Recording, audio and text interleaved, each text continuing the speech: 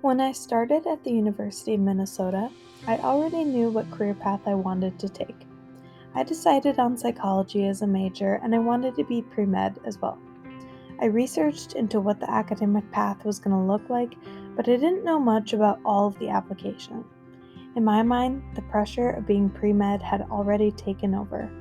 The search for every single resume building and character building opportunity had begun. I went to all the career and internship fairs. I went to Explore U to find organizations and student groups. I collected flyers and pictures of the names I wanted to remember. It was an overwhelming start to learning about how to be truly involved and connected with your community. I quickly signed up for what I was interested in. By October, I was involved in 2 student groups and was in the process of volunteering.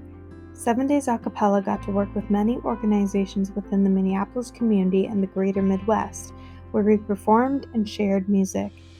Dance Marathon at the University of Minnesota was a philanthropic student group through Children's Miracle Network, where we got the opportunity to fundraise and volunteer for Gillette's in St. Paul, putting on an annual event called Sodathon.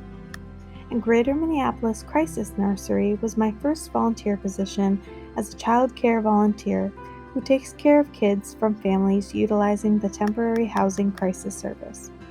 And at this point, I remember the most exciting parts of getting out into the community was just being able to experience the freedom of making my own choices and the beauty of Minneapolis.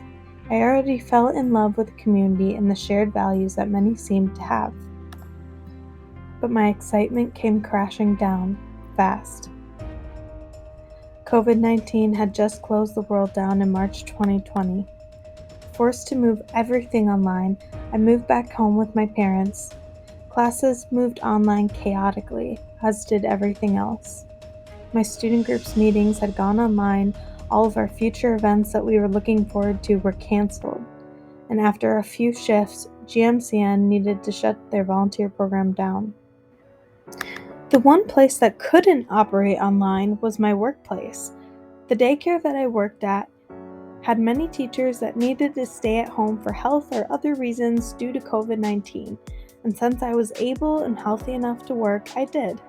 I would attend my classes on my break, sitting in my car, but I loved my coworkers and the families that attended the daycare, so I was more than willing to continue on. However, I think I underestimated my capacity to handle everything I wanted to do. The stress of everything compiled caused me to feel anxious, and the uncertainty of the pandemic made me unsure about what the future was going to look like. The isolation forced me to look harder at myself and reflect on what my true values are. How did I want my life to look?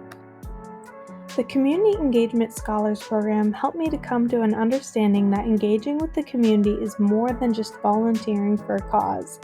It can be about finding a sub-community and building friendships. It can be about brainstorming sessions that address a specific local issue. It can be persevering through challenges and coming up with alternative solutions. It's about giving where you can and learning where you can. It's about developing compassion and making small changes when and where you can. While the world slowly started to reopen, I felt myself change along with it. I was motivated to get back into things. And at this point, I was in a few leadership positions and felt compelled to strengthen the organizations I was a part of before I graduated. I engaged in mentoring programs, became a peer advisor, a teaching assistant, and I volunteered at Hennepin Healthcare.